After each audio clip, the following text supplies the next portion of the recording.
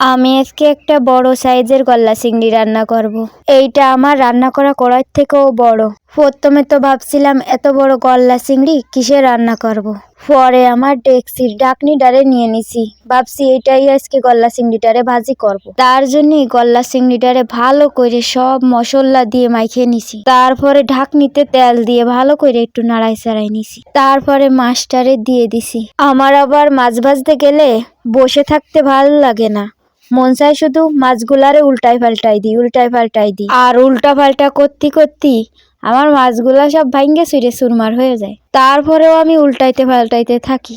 কিন্তু এখন তো গলদা চিংড়ি ভাজি করতেছি, সেই জন্যই আর কি ভাঙতেছে না। এইটা যদি গলদা চিংড়ি না হয়ে অন্য কোনো মাছ হতো তাইলে তো এর চেহারাই থাকতো না। যাই হোক, আমার গলদা চিংড়িটারে আমি ভালো করে লাল লাল করে ভাইজে নিছি। তারপর সব মশলা দিয়ে ভালো করে নাড়াই চাড়াই একটু পানি দিয়ে গলদা চিংড়িটাকে দিয়ে ভালো করে ভাইজে গরম ভাত দিয়ে খাবো। গরম ভাত দিয়ে গলদা চিংড়ি ভাজি খুব মজা লাগে।